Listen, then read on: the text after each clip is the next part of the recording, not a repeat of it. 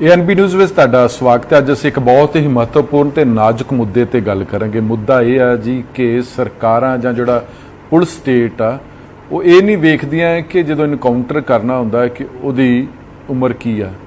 ਔਰ ਅੱਜ ਲੋਕਾਂ ਨੂੰ ਇਹ ਲੱਗਦਾ ਹੈ ਕਿ ਜਦੋਂ 92-93 ਦੇ ਵਿੱਚ ਕਾਂਗਰਸ ਸਰਕਾਰ ਸੀ ਤੇ ਪੰਜਾਬ ਦੇ ਵਿੱਚ ਉਦੋਂ ਫੇਕ ਇਨਕਾਊਂਟਰਾਂ ਦੇ ਹੜ੍ਹ ਆ ਚੁੱਕੇ ਸੀ, ਝੂਠੇ ਮੁਕਾਬਲੇ। ਲੇਕਿਨ ਅੱਜ ਅਸੀਂ ਉਸ ਫੇਕ ਇਨਕਾਊਂਟਰ ਤੇ ਝੂਠੇ ਮੁਕਾਬਲੇ ਤੇ ਗੱਲ ਕਰਾਂਗੇ ਜਿਹੜਾ ਅੱਜ ਤੋਂ 50 ਸਾਲ ਪਹਿਲਾਂ ਪੰਜਾਬ ਦੀ ਧਰਤੀ ਤੇ ਝੂਠੇ ਮੁਕਾਬਲੇ ਦੀ ਨੀਂਹ ਰੱਖੀ ਗਈ ਸੀ। ਤੇ ਉਹ ਝੂਠਾ ਮੁਕਾਬਲਾ ਉਸ ਮਹਾਨ ਸ਼ਖਸ ਦਾ ਕੀਤਾ ਗਿਆ ਸੀ ਜਿਨ੍ਹਾਂ ਨੇ ਸ਼ਹੀਦ ਆਜ਼ਮ ਸਰਦਾਰ ਭਗਤ ਸਿੰਘ ਦੇ ਚਾਚਾ ਅਜੀਤ ਸਿੰਘ ਦੇ ਨਾਲ ਰਲ ਕੇ ਗਦਰ ਮੂਵਮੈਂਟ ਸ਼ੁਰੂ ਕੀਤੀ ਸੀ ਤੇ ਉਹ ਖੁਦ ਵੀ ਫਰੀडम ਫਾਈਟਰ ਸੀ। ਬਾਅਦ 'ਚ ਉਹਨਾਂ ਨੇ ਆਪਣੀ ਇੱਕ ਪਾਰਟੀ ਵੀ ਬਣਾਈ। ਅੰਗਰੇਜ਼ ਸਾਮਰਾਜ ਨੇ ਉਹ ਪਾਰਟੀ ਤੇ ਪਾਬੰਦੀਆਂ ਲਾਤੀਆਂ ਤੇ ਫਿਰ ਜਦੋਂ ਆਪਣੇ ਦੇਸ਼ ਦੇ ਵਿੱਚ ਆਪਣੀ ਸਰਕਾਰ ਬਣਦੀ ਆ ਤੇ ਉਸ 80-82 ਸਾਲ ਬਾਬਾ ਬੂਝਾ ਸਿੰਘ ਦਾ ਇਨਕਾਊਂਟਰ ਝੂਠੋ 50 ਵਰੇ ਹੋ ਚੁੱਕੇ ਨੇ।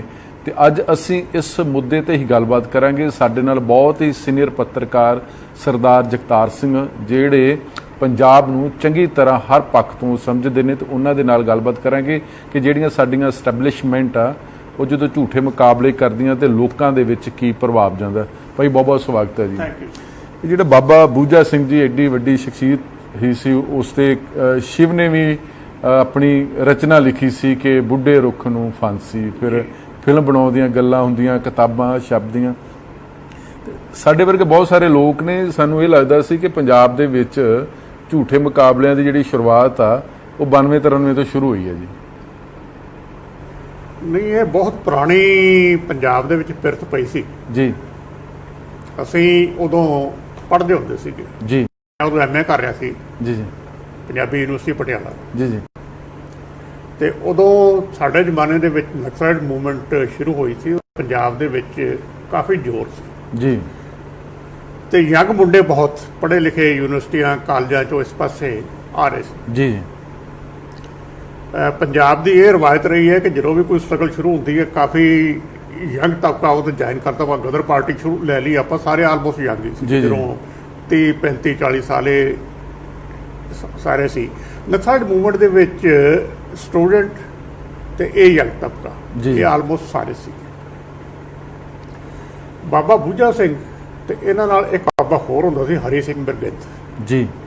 ਇਹ ਦੋਵੇਂ ਬਾਬੇ ਸਕੂਲ ਆਉਂਦੇ ਸੀ ਜੀ। ਇਹਨਾਂ ਮੁੰਡਿਆਂ ਦਾ ਜਿਹੜੇ ਲੈਫਟਿਸਟ ਹੁੰਦੇ ਸੀ ਵੀ ਇਹਨਾਂ ਨੂੰ ਟ੍ਰੇਨਿੰਗ ਕਿਵੇਂ ਦੇਣੀ ਹੈ, ਕਿਵੇਂ ਸਮਝਾਉਣਾ ਹੈ, ਆਈਡੀਓਲੋਜੀ ਕਿਵੇਂ ਪ੍ਰੀਚ ਕਰਨੀ ਹੈ, ਮਾਰਕਸਿਜ਼ਮ ਕੀ ਹੈ ਜੀ ਜੀ, ਮਾਓਇਜ਼ਮ ਕੀ ਹੈ, ਉਦੋਂ ਮਾਓਇਸਟ ਥਾਟ ਪ੍ਰੀਚ ਕੀਤਾ ਜਾਂਦਾ ਸੀ ਜੀ ਜੀ। ਤੇ ਇਹ ਲੋਕ ਫਰੀडम ਫਾਈਟਰ ਸੀ ਪੁਰਾਣੇ ਜੀ। ਉੱਥੋਂ ਚਲਦੇ ਚਲਦੇ ਲੈਫਟ ਦੇ ਵਿੱਚ ਆ ਗਏ। ਰਾਦਰ ਗਦਰ ਪਾਰਟੀ ਦੇ ਕਾਫੀ ਲੋਕ ਲੈਫਟ ਦੇ ਵਿੱਚ ਆਏ ਸੀ। ਬਿਲਕੁਲ ਜੀ। ਇਹਨਾਂ ਨੇ ਕਿਰਤੀ ਪਾਰਟੀ ਬਣਾਈ, ਉਹਦੇ 'ਚ ਕੰਮ ਕੀਤਾ। ਸੋ ਇਹਨਾਂ ਦੀ ਬੈਕਗਰਾਊਂਡ ਲੋਕਾਂ ਦੀ ਇਹ ਸੀ ਜੀ। ਪਹਿਲੇ ਫੇਕ ਇਨਕਾਊਂਟਰ ਜਿਹੜਾ ਤੁਸੀਂ ਪੁੱਛਿਆ 92-93 ਜੀ, ਤੁਸੀਂ ਸੋਚ ਕੇ ਹੈਰਾਨ ਹੋ ਜਾਓ ਦੇਖ ਕੇ ਕਿ ਇਹ ਜਿਹੜੀ ਪਹਿਲੇ ਇਨਕਾਊਂਟਰ ਹੈ 70 ਦੇ ਵਿੱਚ ਹੁੰਦੀ ਹੈ ਜੀ। 25/3/1970 ਜੀ। ਤੇ 92-93 ਤੇ ਸਾਨੂੰ ਪਤਾ ਬਹੁਤ ਸਾਰੇ ਲੋਕਾਂ ਨੂੰ ਕਿ ਕਾਂਗਰਸ ਸਰਕਾਰ ਸੀ, ਬੇਅੰਤ ਸਿੰਘ ਨੂੰ ਲੋਕੀ ਦੋਸ਼ੀ ਮੰਨਦੇ ਨੇ। ਉਦੋਂ ਕਿਹੜੀ ਸਰਕਾਰ, ਅਕਾਲੀ ਸਰਕਾਰ ਕਿ ਕਾਂਗਰਸ ਸਰਕਾਰ ਸੀ ਉਦੋਂ ਜੀ? ਦੇਖੋ ਬੜੀ ਇੰਟਰਸਟਿੰਗ ਇਹ ਕਰੋਨੋਲੋਜੀ ਹੈ ਜੀ। 25/3/70 ਪਹਿਲੇ ਇਨਕਾਊਂਟਰ ਰੋਪੜ ਹੁੰਦੀ ਹੈ ਜੀ, ਇਸ ਜ਼ਿਲ੍ਹੇ ਦੇ ਵਿੱਚ ਜੀ। ਰੋਪੜ ਦੇ ਨੇੜੇ ਬਲਵੰਤ ਸਿੰਘ ਸੀ, ਕਾਮਰੇਡ ਉਜਾਗਰ ਸਿੰਘ ਸੀ ਤੇ ਕਾਮਰੇਡ ਦਰਬਾਰਾ ਸਿੰਘ ਸੀ। ਤਿੰਨ ਜਣੇ ਫੜ ਕੇ ਇਹਨਾਂ ਨੇ ਮਾਰੇ ਸੀ ਜੀ।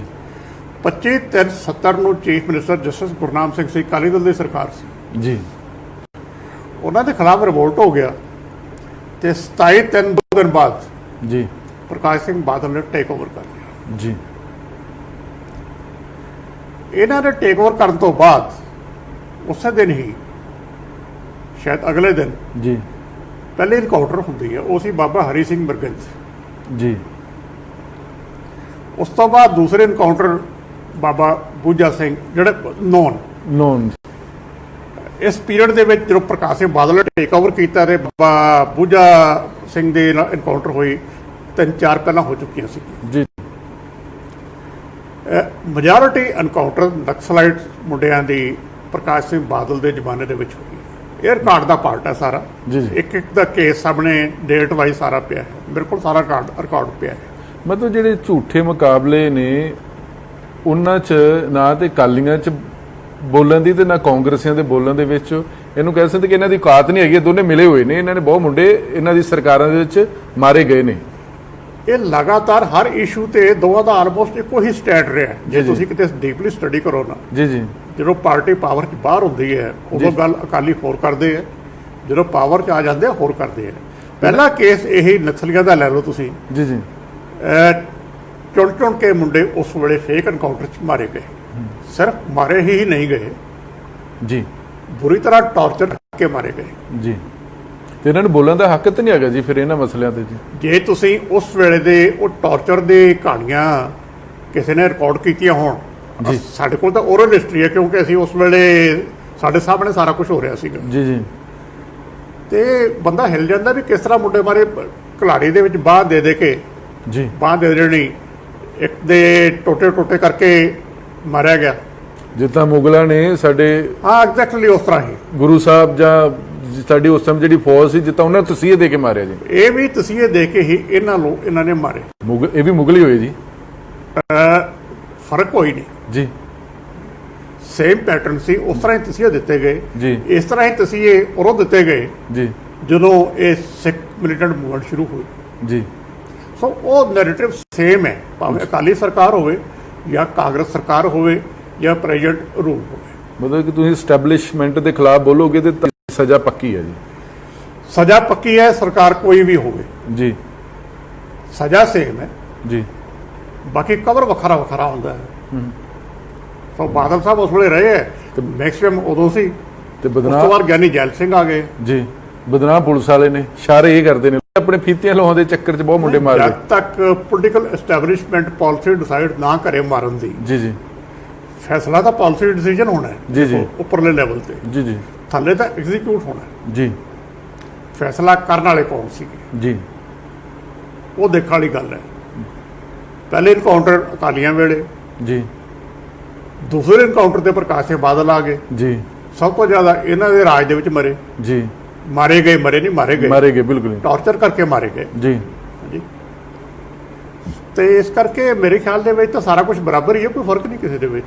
ਨਹੀਂ, ਹਾਲਾਂਕਿ ਉਹ ਮੁੱਖ ਮੰਤਰੀ ਨਾਲ ਜਸਟਿਸ ਵੀ ਲੱਗਿਆ ਸੀ ਉਹਨਾਂ ਦੇ।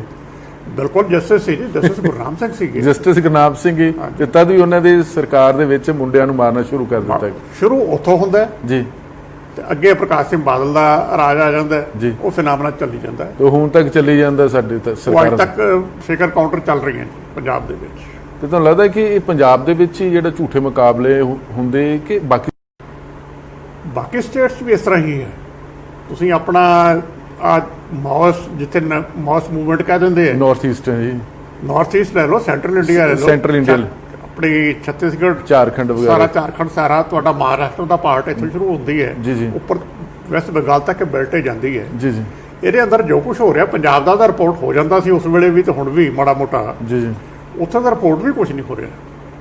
ਉੱਥੇ ਤਾਂ ਡੈਸ ਜੰਗਲ ਦੇ ਹੈਗੇ ਆ, ਲੋਕਾਂ ਨੂੰ ਮਾਰ ਕੇ ਛੱਡ ਦਿੰਦੇ, ਪਤਾ ਨਹੀਂ ਲੱਗਦਾ, ਕਈ ਦਿਨ ਪਤਾ ਨਹੀਂ ਲੱਗਦਾ ਕਿ ਬੰਦੇ ਮਰ ਗਏ। ਉੱਥੇ ਤਾਂ ਇਹ ਹਾਲਤ ਹੈ।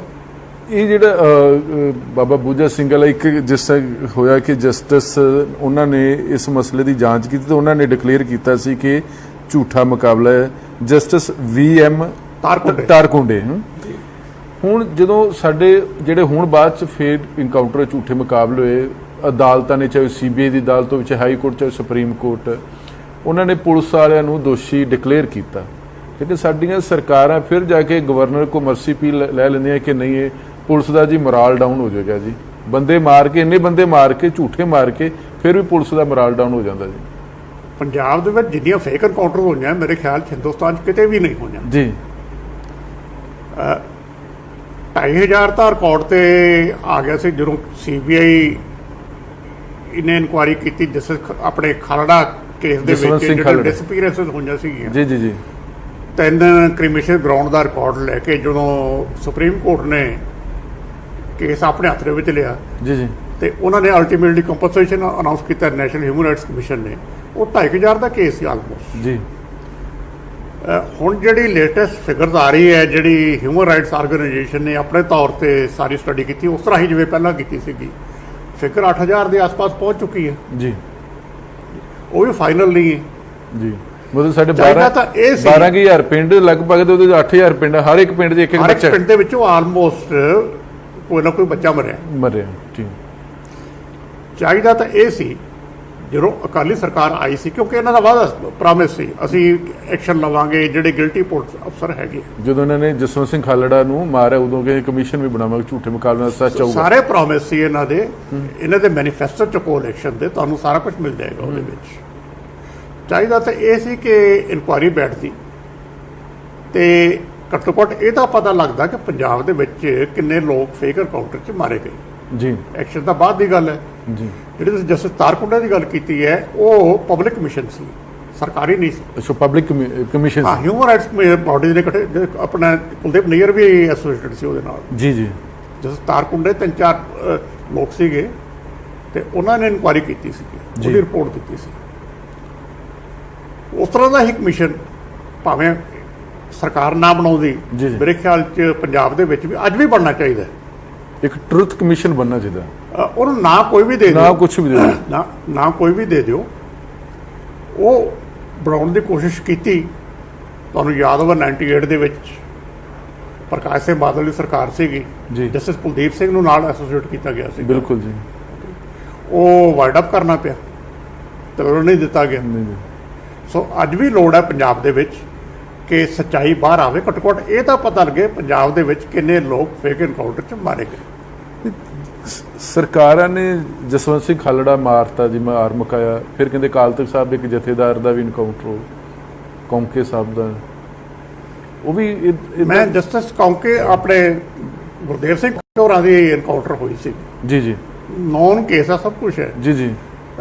ਪ੍ਰਕਾਸ਼ ਸਿੰਘ ਬਾਦਲ ਦੀ ਸਰਕਾਰ ਨੇ 97 ਤੋਂ ਬਾਅਦ ਉਹਦੀ ਇਨਕੁਆਇਰੀ ਆਰਡਰ ਕੀਤੀ ਸੀ। ਜੀ, IGC ਤਿਵਾੜੀ, MK ਤਿਵਾੜੀ ਸੀ ਸ਼ਾਇਦ ਜੀ, ਤੇ ਉਹਨਾਂ ਨੇ ਇਨਕੁਆਇਰੀ ਕੀਤੀ ਸੀ। ਜੀ, ਅੱਜ ਤੱਕ ਨਹੀਂ ਪਤਾ ਕਿ ਉਸ ਰਿਪੋਰਟ ਦਾ ਕੀ ਹੋਇਆ ਸੀ। ਜੀ, 15 ਸਾਲ ਅਕਾਲੀਆਂ ਨੇ ਰਾਜ ਕੀਤਾ, ਘੱਟੋ ਘੱਟ ਇੱਕ ਇਨਕੁਆਇਰੀ ਰਿਪੋਰਟ ਤਾਂ ਪਬਲਿਕ ਕਰ ਦਿਓ। ਜੀ, 2-3 ਵਾਰ ਡੈਲੀਗੇਸ਼ਨ ਵੀ ਮਿਲੇ ਬਾਦਲ ਸਾਹਿਬ ਨੂੰ ਕਿ ਉਹ ਰਿਪੋਰਟ ਪਬਲਿਕ ਕਰੋ, ਉਹ ਕਦੇ ਰਿਲੀਜ਼ ਨਹੀਂ ਹੋਈ।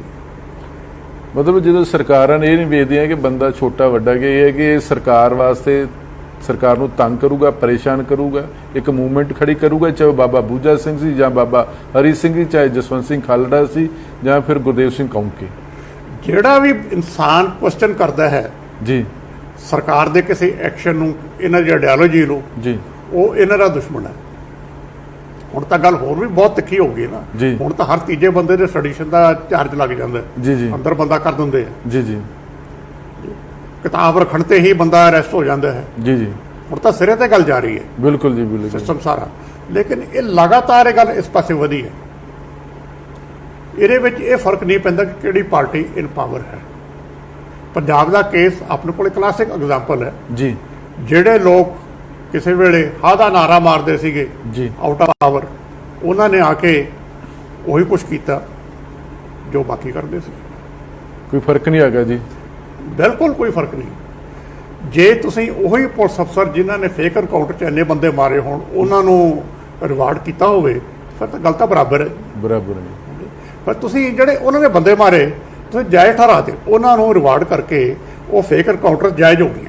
ਮਤਲਬ ਕਿ ਵਿਰੋਧੀ ਪਾਰਟੀ ਦਾ ਇਹੀ ਮਤਲਬ ਹੈ ਕਿ ਵਿਰੋਧ ਕਰਨਾ, ਸਿਰਫ ਵਿਰੋਧ ਕਰਨਾ, ਲੋਕਾਂ ਦੇ ਇੰਟਰਸਟ ਦੀ ਗੱਲ ਨਹੀਂ ਕਰਨੀ, ਇੰਟਰਸਟ ਦੀ ਗੱਲ, ਸਿਰਫ ਆਪਣੀ ਸਿਆਸਤ ਕਰਨੀ। ਸੋ ਮੈਂ ਵਾਰ-ਵਾਰ ਇਹੀ ਗੱਲ ਕਹਿਣਾ ਹੁੰਦਾ ਕਿ ਜਦੋਂ ਇਹਨਾਂ ਨੇ ਉਹਨਾਂ ਅਫਸਰਾਂ ਨੂੰ ਨਵਾਜਿਆ ਜੀ, ਇਹਦੇ ਨਾਲ ਜਿਹੜੀ ਉਹ ਫੇਕ ਐਨਕਾਊਂਟਰ ਸੀਗੀਆਂ ਜੀ, ਉਹ ਜਸਟੀਫਾਈ ਇਹਨਾਂ ਨੇ ਕਰਤੀ। ਅੱਛਾ, ਇਹ ਕਰੋ ਕਿ ਇਹ ਜਿਹੜੀਆਂ ਸਰਕਾਰਾਂ ਵੀ ਤੁਸੀਂ ਬਾਬਾ ਬੂਜਾ ਸਿੰਘ ਹੋ ਗਏ ਜਾਂ ਜਸਵੰਤ ਸਿੰਘ ਖਾਲੜਾ ਜਾਂ ਹੋਰ ਵੀ ਲੋਕ ਜਿਹੜੇ ਤੁਸੀਂ ਮਾਰੇ ਨੇ, ਤੇ ਅਸੀਂ ਤੇ ਸ਼ਹੀਦ ਆਜ਼ਮ ਸਰਦਾਰ ਭਗਤ ਸਿੰਘ ਜੀ ਨੇ ਹੱਸ ਕੇ ਦੇਸ਼ ਵਾਸਤੇ ਫਾਂਸੀ ਦਾ ਰੱਸਾ ਚੁੰਮੇ, ਅਸੀਂ ਤਾਂ ਉਹਨਾਂ ਦਾ ਰਿਸ਼ਤੇਦਾਰ ਵੀ ਮਾਰ ਮੁਕਾਇਆ। ਅਸੀਂ ਤਾਂ ਕੋਈ ਫਰਕ ਛੱਡਿਆ ਹੀ ਨਹੀਂ ਕਿਸੇ ਗੱਲ ਤੇ ਆ ਕੇ ਜੀ। ਉਹ ਕੇਸ ਕੋਰਟ ਦੇ ਵਿੱਚ ਕਿੰਨੇ ਸਾਲ ਚੱਲਦਾ ਰਿਹਾ, ਤੱਕ ਬਹੁਤ ਚਿਰ ਸੁਪਰੀਮ ਕੋਰਟ ਤੱਕ ਜਾ, ਸੁਪਰੀਮ ਕੋਰਟ ਤੱਕ ਕੇਸ ਗਿਆ। ਜੀ, ਜੀ, ਤੇ ਲੇਕਿਨ ਫਿਰ ਵੀ ਕਿਸੇ ਸਿਰੇ ਗੱਲ ਨਹੀਂ ਲੱਗਦੀ। ਲੋਕਾਂ ਨੂੰ ਇਨਸਾਫ ਕਦੇ ਵੀ ਨਹੀਂ ਮਿਲਿਆ ਫੇਕ ਐਨਕਾਊਂਟਰ 'ਤੇ। ਜੀ, ਪੁਲਿਸ ਵਾਲੇ ਕਿਤੇ ਛੋਟੇ ਲੈਵਲ ਤੇ ਆ ਕੇ ਜਿਨ੍ਹਾਂ ਨੇ ਐਗਜ਼ੀਕਿਊਟ ਕੀਤਾ ਹੁੰਦਾ ਹੈ ਉਹਨਾਂ ਤੇ ਕੇਸ ਬਣ ਜਾਂਦੇ ਆ, ਕਿਤੇ ਸਜ਼ਾ ਵੀ ਹੋ ਜਾਂਦੀ ਹੈ ਜੀ। ਲੇਕਿਨ ਜਿਨ੍ਹਾਂ ਨੇ ਪਾਲਿਸੀ ਬਣਾਈ ਸੀ, ਉੱਪਰੋਂ ਆਰਡਰ ਕੀਤੇ ਸੀ, ਉਹਨਾਂ ਦੇ ਬਾਰੇ ਤਾਂ ਅਜੇ ਤੱਕ ਕਦੇ ਹੋਇਆ ਹੀ ਨਹੀਂ। ਇਹ ਵੀ ਜਿਹੜੇ ਲੋਅਰ ਲੈਵਲ ਤੇ ਹੈਗੇ ਆ, ਇਹਨਾਂ ਨੂੰ ਵੀ ਸਰਕਾਰਾਂ ਛੁਡਾ ਲੈਂਦੀਆਂ। ਹਾਂ, ਹੁਣ ਤਾਜ਼ਾ ਪੰਜਾਬ ਦੇ ਵਿੱਚ ਇਹ ਹੋਇਆ ਹੈ ਨਾ, ਹੋਇਆ ਜੀ, ਬਿਲਕੁਲ। ਹਾਂਜੀ, ਗਵਰਨਰ ਤੋਂ ਆਰਡਰ ਕਰਵਾ ਲੈਂਦੇ ਆ ਵੀ ਇਹ ਇਹਨਾਂ ਬੰਦੇ ਰਿਲੀਜ਼ ਕਰ ਦਿਓ, ਸੋ ਗੱਲ ਉੱਥੇ ਹੀ ਆ ਜਾਂਦੀ ਹੈ। ਮਤਲਬ ਕਿ ਜਨਤਾ ਵਾਸਤੇ ਸਰਕਾਰਾਂ ਦਾ ਜਾਂ ਪੁਲਿਸ ਦਾ ਇਸ਼ਾਰਾ ਕਿ ਐਜ ਇੱਕ ਨਾਗਰਿਕ ਹੀ ਕੰਮ ਕਰਦੇ ਰਹੋ, ਸਰਕਾਰ ਚੰਗੀ ਹੈ ਜਾਂ ਮਾੜੀ ਆ, ਬਸ ਤੁਸੀਂ ਆਪਣੀ ਰੋਜੀ ਰੋਟੀ ਤੱਕ ਮਤਲਬ ਰੱਖੋ। ਜੇ ਆਏ ਬਾਏ ਜਾਓਗੇ ਤੇ ਤੁਹਾਡੇ ਨਾਲ ਇਹ ਹਸ਼ਰ ਹੋ ਸਕਦਾ। ਜੇ ਤੁਸੀਂ ਸਿਸਟਮ ਨੂੰ ਕੁਐਸਚਨ ਕਰੋਗੇ ਨਾ ਜੀ ਜੀ, ਉਹਦਾ ਤੁਹਾਡਾ ਕੁਐਸਚਨ ਕੁਝ ਵੀ ਹੋ ਸਕਦਾ। ਇਹ ਜਿਹੜਾ ਐਕਸਪੀਰੀਅੰਸ ਹੈ ਪਿਛਲੇ 50 ਸਾਲ ਦਾ, ਉਹ ਤੁਹਾਡੇ ਸਾਹਮਣੇ ਸਾਰਿਆਂ ਦੇ। ਤੇ ਸਰਕਾਰਾਂ ਮਾਫੀ ਨਹੀਂ ਮੰਗਦੀਆਂ। ਨਹੀਂ, ਬਿਲਕੁਲ ਨਹੀਂ ਜੀ। ਸਰਕਾਰ ਚਾਹੇ ਭਗਤ ਸਿੰਘ ਦਾ ਭੈਣ ਦਾ ਜਵਾਈ ਮਾਰਿਆ ਹੋਵੇ, ਚਾਹੇ ਬਾਬਾ ਬੂਜਾ ਸਿੰਘ ਨੂੰ ਮਾਰਿਆ ਹੋਵੇ, ਚਾਹੇ ਜਸਵੰਤ ਸਿੰਘ ਖਾਲੜਾ ਨੂੰ ਮਾਰਿਆ ਹੋਵੇ, ਸਾਰਿਆਂ ਦਾ ਬਰਾਬਰ ਹੀ ਹੈ, ਕੋਈ ਕਿਤੇ ਕੋਈ ਫਰਕ ਨਹੀਂ। ਔਰ ਓਪਨਲੀ ਇਹ ਸਾਰਾ ਕੰਮ ਹੁੰਦਾ ਹੈ। ਪੁਲਿਸ ਅਫਸਰ ਬਾਅਦ ਦੇ ਵਿੱਚ ਰਿਕਾਰਡ ਤੇ ਵੀ ਆਏ ਕਿੰਨੇ ਜੀ ਕਿ ਅਸੀਂ ਇਹ ਕੰਮ ਕੀਤੇ ਹੈ ਜੀ। ਇਜ਼ਹਾਰ ਆਲਮ ਉਹ ਅਫਸਰ ਹੈ ਜਿਹਨੇ ਪਬਲਿਕਲੀ ਇਹ ਕਿਹਾ ਸੀ, ਉਹਨਾਂ ਦੀ ਤੁਸੀਂ ਖਬਰ ਚੱਕ ਲਓ, ਉਹਦੇ ਵਿੱਚ ਸਾਰਾ ਮੈਂਸ਼ਨਡ ਹੈ ਉਸ ਵੇਲੇ ਦਾ। ਜੀ ਜੀ, ਸ਼ਾਇਦ ਪੱਟੀ ਕੋਈ ਇਹਨਾਂ ਦੀ ਕਾਨਫਰੰਸ ਕੀਤੀ ਸੀ, ਉਦੋਂ ਪਬਲਿਕ ਰਿਲੇਸ਼ਨ ਐਸਆਈ ਦੇ ਵਿੱਚ ਜਾ ਕੇ ਹਰ ਥਾਂ ਤੇ ਆਪਣੀ ਕਾਨਫਰੰਸਾਂ ਕਰ ਰਹੇ ਸੀਗੇ ਜੀ। ਉੱਥੇ ਅਨਾਉਂਸ ਕੀਤਾ ਸੀ ਵੀ ਇਹ ਜਿਹੜੇ ਮੁੰਡੇ ਆ ਇਹਨਾਂ ਦੇ ਖਿਲਾਫ ਤਾਂ ਕੋਈ ਗਵਾਹੀ ਦੇਣ ਨੂੰ ਤਿਆਰ ਨਹੀਂ ਹੁੰਦਾ ਜੀ। ਤੇ ਕੋਰਟ 'ਚ ਕੇਸ ਨਹੀਂ ਚੱਲ ਸਕਦੇ, ਇਸ ਕਰਕੇ ਅਸੀਂ ਮਾਰ ਦਿੰਦੇ ਹਾਂ। ਮਾਰ ਦਿੰਦੇ। ਉਹੀ ਇਜ਼ਹਾਰ ਆਲਮ ਕਾਲੀ ਪਾਰਟੀ 'ਚ ਵਾਈਸ ਪ੍ਰੈਜ਼ੀਡੈਂਟ ਬਣਦੇ ਨੇ, ਟਿਕਟ ਦਿੰਦੇ, ਵਿਰੋਧ ਹੁੰਦਾ, ਉਹਦੀ ਘਰ ਵਾਲੀ ਐਮਐਲਏ ਬਣਦੀ ਹੈ, ਉਹ ਸੀਪੀਐਸ ਵੀ ਬਣ ਜਾਂਦੀ ਹੈਗੀ। ਇਹ ਤਾਂ ਸਾਰਾ ਕੁਝ ਰਿਕਾਰਡ ਤੇ ਹੈ। ਜਦੋਂ ਮੈਂ ਕਹਿੰਦਾ ਕਿ ਬੰਦੇ ਨਵਾਜੇ ਗਏ, ਜੀ ਜੀ, ਉਹੀ ਲੋਕ। ਤੇ ਆਲਮ ਸੇਨਾ ਜਿਹੜੀ ਇਹ ਕੁਝ ਕਰਦੀ ਸੀ, ਉਹ ਦੇਖੋ ਉਹ ਨਾਂ ਛਪਦਾ ਰਿਹਾ ਲਗਾਤਾਰ ਅਖਬਾਰਾਂ 'ਚ ਵੀ ਆਲਮ ਸੇਨਾ ਹੈ ਜੀ। ਪਹਿਲੇ ਜਿਹੜੇ ਕੈਟ ਸੀਗੇ ਉਹਨਾਂ ਨੂੰ ਆਲਮ ਸੇਨਾ ਕਿਹਾ ਜਾਂਦਾ ਸੀ ਜੀ ਕੈਟ ਤਾਂ ਬਾਅਦ 'ਚ ਕਰਨ ਲੱਗੇ ਜੀ। ਸੋ ਉਹ ਇਤਿਹਾਸ ਤਾਂ ਸਾਰਾ ਸਾਹਮਣੇ ਰਿਕਾਰਡ ਤੇ ਹੈ, ਨਾਲੇ ਸਾਰਾ ਕੁਝ ਰਿਕਾਰਡ ਤੇ। ਰਿਕਾਰਡ ਤੇ ਉਹਦੇ ਡੀਜੀਪੀ ਜਿਹੜੇ ਸਰਬਜੀਤ ਵਿਰਕ ਮਸਲਾ ਉੱਠਿਆ ਸੀ, ਫਿਰ ਉਹਨਾਂ ਕੇਪੀਐਸ ਗਿੱਲ ਨੂੰ ਸਪੈਸ਼ਲ ਲਿਆਂਦਾ ਚੰਡੀਗੜ੍ਹ ਕਿ ਸਾਨੂੰ ਕੈਟ ਰੱਖਣੇ ਪਏ ਸੀ। ਦੇਖੋ ਜੀ, ਉਹਨਾਂ ਦੀ ਗ੍ਰੇਸ ਆ, ਉਹਨਾਂ ਨੇ ਕਿਹਾ ਵੀ ਅਸੀਂ ਇਹ ਕੰਮ ਕੀਤਾ ਹੈ। ਕੀਤੀ ਹਾਂ, ਮੰਨਿਆ ਜਦੋਂ ਜਲੰਧਰ ਦੇ ਵਿੱਚ ਇੱਕ ਕੇਸ ਸਾਹਮਣੇ ਆਇਆ, ਜੀ। ਉਹਨਾਂ ਨੇ ਕਿਹਾ ਵੀ ਅਸੀਂ ਇਸ ਤਰੀਕੇ ਨਾਲ ਆਹ ਸਿਸਟਮ ਆਪਰੇਟ ਕਰਦੇ ਹਾਂ ਤੇ ਕਰਨਾ ਪੈਂਦਾ। ਪਤਾ ਲੱਗਦਾ ਇਹ ਜਿਹੜੇ ਇੰਨੇ ਜਿਸ 50 ਵਰੇ ਹੋ ਗਏ ਨੇ ਬਾਬਾ ਬੂਜਾ ਸਿੰਘ ਨੂੰ, ਆਪਾਂ ਉਹਨੂੰ ਐਗਜ਼ਾਮਪਲ ਲੈ ਕੇ ਇਸ ਕਰਕੇ ਚੱਲ ਰਹੇ ਕਿ ਫੇਕ ਇਨਕਾਊਂਟਰ ਉਸ ਸਮੇਂ ਹੋਇਆ ਜਦੋਂ ਪੂਰੀ ਜਨਤਾ ਨੂੰ ਹਿਲਾ ਕੇ ਰੱਖਦੇ ਕਿ ਉਹ ਬਾਬਾ ਜਿਹਨੇ ਗਦਰ ਮੂਵਮੈਂਟ 'ਚ ਕੰਮ ਕੀਤਾ, ਅੰਗਰੇਜ਼ਾਂ ਨੂੰ ਭਜਾਉਣ ਦਾ ਕੰਮ ਕੀਤਾ ਹੈਗਾ। ਤਾਂ ਲੱਗਦਾ ਕਿ ਇਹ ਮਸਲਾ ਹੋਵੇ, ਚਾਹੇ ਬਰਗਾੜੀ ਦਾ ਮਸਲਾ ਹੋਵੇ, ਚਾਹੇ ਨਕੋਦਰ ਕਾਂਡ ਹੋਵੇ, ਚਾਹੇ ਮੋਗੇ ਮੁੰਡੇ ਮਾਰੇ ਹੋਣ, ਸਰਕਾਰਾਂ ਮਾਫੀ ਨਹੀਂ ਮੰਗਦੀਆਂ। ਨਾ ਸਰਕਾਰਾਂ 'ਚ ਇੰਨੀ ਹਿੰਮਤ ਹੈਗੀ ਕਿ ਕੋਈ ਨਾ ਕੋਈ ਇਦਾਂ ਦਾ ਕਮਿਸ਼ਨ ਬਣਾਇਆ ਜਾਵੇ, ਜਾਂ ਪਬਲਿਕ ਦੇ ਵਿੱਚ ਇੰਨੀ ਹਿੰਮਤ ਨਹੀਂ ਰਹਿ ਗਈ ਕਿ ਇੱਕ ਆਪਣੇ ਲੈਵਲ ਤੇ ਇੱਕ ਕਮਿਸ਼ਨ ਬਣਾਇਆ ਜਾਵੇ, ਕਿਸੇ ਰਿਟਾਇਰਡ ਜੱਜ ਨੂੰ ਅਪੀਲ ਕੀਤੀ ਜਾਵੇ। ਪਹਿਲੇ ਆਪਾਂ ਸਰਕਾਰਾਂ ਦੀ ਗੱਲ ਕਰ ਲਈਏ, ਫਿਰ ਆਪਾਂ ਲੋਕਾਂ ਦੀ ਗੱਲ ਕਰ ਲਈਏ। ਜੀ ਜੀ। ਕਮਿਸ਼ਨ ਬਣਾਉਣ ਦੀ ਗੱਲ ਤਾਂ ਛੱਡੋ, ਪਰ ਗਾੜੀ ਦਾ ਕਮਿਸ਼ਨ ਬਣੇ ਤੇ ਜਿਹੜੀ ਪਾਰਟੀ ਉਸ ਵੇਲੇ ਪਾਵਰ 'ਚ ਸੀ ਉਹ ਤਾਂ ਉਹਦੇ ਇਨਵੈਸਟੀਗੇਸ਼ਨ ਹੋਣ ਨਹੀਂ ਜਾਣਾ ਚਾਹੁੰਦੀ ਜੀ। ਜੇ ਆਪਾਂ ਮਾਫੀ ਦੀ ਗੱਲ ਕਰਦੇ ਹਾਂ, ਜੀ ਜੀ, ਉੱਥੇ ਜੋ ਕੁਝ ਹੋਇਆ, ਜਦ ਕਿ ਉਹ ਫੇਕ ਐਨਕਾਊਂਟਰ ਕੋਈ ਨਹੀਂ ਗਈ। ਬਿਲਕੁਲ ਜੀ, ਪੁਲਿਸ ਫਾਇਰਿੰਗ 'ਚ ਲੋਕ ਮਰੇ ਹੈ। ਗੱਲ ਉਸ ਤੋਂ ਵੱਡੀ ਗੁਰੂ ਗ੍ਰੰਥ ਸਾਹਿਬ ਦੀ ਬੇਹਰਮਤੀ ਦੀ ਗੱਲ ਹੈ। ਇਹੋ ਜਿਹਾ ਕੇਸ ਸਿੱਖ ਧਰਮ ਦੇ ਵਿੱਚ ਪਹਿਲੀ ਵਾਰੀ ਹੋਇਆ ਸੀ ਕਿ ਗ੍ਰੰਥ ਸਾਹਿਬ ਚੋਰੀ ਹੋ ਜੇ। ਜੀ ਜੀ, ਉਹ ਵੀ ਚੁਣੌਤੀ ਦੇ ਕੇ ਜੀ, ਵੰਗਾਰ ਕੇ ਜੀ ਜੀ, ਸਰਕਾਰ ਕਾਲੀਆਂ ਦੀ ਹੋਏ ਜੀ ਜੀ। ਤੇ ਇਸ ਵੇਲੇ ਅਨਫੋਰਚੂਨੇਟ ਪਾਰਟ ਇਹ ਹੈ ਜੀ ਕਿ ਜੇ ਐਕਸ਼ਨ ਲੈਣ ਦੀ ਗੱਲ ਹੁੰਦੀ ਹੈ ਤੇ ਅਕਾਲੀ ਉਹਦਾ ਵਿਰੋਧ ਕਰਦੇ ਆ ਜੀ। ਸੋ ਇਹ ਲਗਾਤਾਰ ਹੀ ਹੁੰਦਾ ਰਿਹਾ। ਬਾਬਾ ਹਰੀ ਸਿੰਘ ਮਰਗਿੰਦ ਹੋਵੇ, ਬਾਬਾ ਬੂਜਾ ਸਿੰਘ ਹੋਵੇ, ਜਸਵੰਤ ਸਿੰਘ ਖਾਲੜਾ ਹੋਵੇ, ਜਾਂ ਬਰਗਾੜੀ ਦਾ ਕੇਸ ਹੋਵੇ, ਸਰਕਾਰ ਦਾ ਬਿਹੇਵੀਅਰ ਲਗਾਤਾਰ ਇੱਕੋ ਹੀ ਹੋਏਗਾ। ਹੁਣ ਵੀ ਉਹੀ ਹੈ। ਹੁਣ ਇਸ ਸਰਕਾਰ ਨੇ ਜਦੋਂ ਫੇਕ ਕਾਊਂਟਰ 'ਚ ਇਨਵਾਲਵ ਪੁਲਿਸ ਵਾਲੇ ਛੁਡਵਾਏ ਜੀ, ਤੇ ਗੱਲ ਤਾਂ ਬਰਾਬਰ ਹੀ ਆ ਜਾਂਦੀ ਹੈ। ਜਦ ਕਿ ਕੈਪਟਨ ਅਮਰਿੰਦਰ ਸਿੰਘ ਉਹ ਲੀਡਰ ਹੈ ਜਿਨ੍ਹਾਂ ਨੇ ਰਿਕਾਰਡ ਤੇ ਕਿਹਾ ਹੋਇਆ ਹੈ ਕਿ ਮੈਂ ਇਹ ਬੰਦੇ ਹੈਂਡ ਓਵਰ ਕੀਤੇ ਸੀ। ਜੀ। ਤੇ ਉਸ ਤੋਂ ਬਾਅਦ ਕਹਿੰਦੇ ਮੈਨੂੰ ਨਹੀਂ ਪਤਾ ਕਿੱਧਰ ਗਏ ਹੋ। ਕਿੱਧਰ ਗਏ ਹੋ? ਨਹੀਂ, ਉਸ ਤੋਂ ਬਾਅਦ ਉਹ ਫਿਰ ਪੁਲਿਸ ਵਾਲਿਆਂ ਨੂੰ ਵੀ ਛਡਾਉਂਦੇ ਨੇ, ਛਡਾਉਂਦੇ ਆ ਜਿਨ੍ਹਾਂ ਨੇ ਝੂਠੇ। ਇਹ ਐਕਸ਼ਨ ਹੈ ਜੀ ਜੀ। ਲੇਕਿਨ ਆਊਟ ਆਫ ਪਾਵਰ। ਸੋ ਇਹ ਆਇਰਨੀ ਹੈ ਸਾਰੀ ਗੱਲ ਦੇ ਵਿੱਚ। ਤੇ ਤਾਂ ਲੱਗਦਾ ਜਿਹੜੀਆਂ ਸਰਕਾਰਾਂ ਜਾਂ ਪੁਲਿਸ ਪ੍ਰਸ਼ਾਸਨ ਹੈ, ਇਹ ਜਦੋਂ ਇਦਾਂ ਦੀ ਮੂਵਮੈਂਟ ਉੱਠਦੀ ਹੈ ਤਾਂ ਉਹਨੂੰ ਕਾਨੂੰਨ ਵਿਵਸਥਾ ਦੇ ਨਾਲ ਜੋੜ ਕੇ ਵੇਖ ਕੇ ਹੀ ਮੁੰਡਿਆਂ ਨੂੰ ਝੂਠੇ ਮੁਕਾਬਲਿਆਂ 'ਚ ਮਾਰਿਆ ਜਾਂਦਾ, ਕਿ ਜਾਂ ਸਾਡੇ 'ਚ ਇਹ ਜਿਹੜੀ ਨੀਤੀ ਬਣੀ ਸੀ ਗੌਰਮੈਂਟ ਆਫ ਇੰਡੀਆ ਦੀ ਘਰ ਵਾਪਸੀ, ਜਾਂ ਜਿੱਦਾਂ J&K ਚੱਲਦੀ ਰਹੀ, ਪੰਜਾਬ ਦੇ ਵਿੱਚ ਵੀ ਚੱਲਦੀ ਰਹੀ ਕਿ ਤੁਸੀਂ ਆ ਜਾਓ, ਤੁਹਾਨੂੰ ਐਡਜਸਟਮੈਂਟ ਕੀਤਾ ਜਾਊਗਾ ਜੀ। ਨਹੀਂ, ਪਹਿਲਾਂ ਹੁੰਦਾ ਹੈ ਕਿ ਕਿੰਨੇ ਵੱਧ ਤੋਂ ਵੱਧ ਮਾਰ ਸਕੀਏ। ਮੇਰੇ ਖਿਆਲ ਦੇ ਵਿੱਚ ਡਰਾਵਾ ਪਹਿਲਾਂ ਮਾਰੋ ਮੁੰਡੇ। ਠੀਕ ਹੈ। ਨਕਸਲ ਮੂਵਮੈਂਟ 'ਚ ਕੀ ਹੋਇਆ ਸੀਗਾ? ਮੁੰਡਾ ਇੱਕ ਫੜ ਲਿਆ ਜੀ ਜੀ ਤਲਾਸ਼ੀ ਲਈ, ਜੀ ਕੋਈ ਫੋਟੋ ਨਿਕਲ ਆਈ ਉਹਦੇ ਕਿਸੇ ਹੋਰ ਮੁੰਡੇ ਦੀ ਉਹਦੇ ਨਾਲ। ਜੀ। ਸਾਡੇ ਵੇਲੇ ਦਾ ਡਰ ਇੰਨਾ ਹੋ ਗਿਆ ਸੀ ਕਿ ਆਪਸ ਲੋਕ ਫੋਟੋਆਂ ਨਹੀਂ ਸੀ ਖਿਚਾਉਂਦੇ ਜੀ ਵੀ ਕਿਤੇ ਫੜੇ ਜਾਣਗੇ। ਜੀ। ਹੁਣ ਵੀ ਇਹੀ ਹੈ ਬਈ ਰਿਕਾਰਡ ਦੇਖੋ,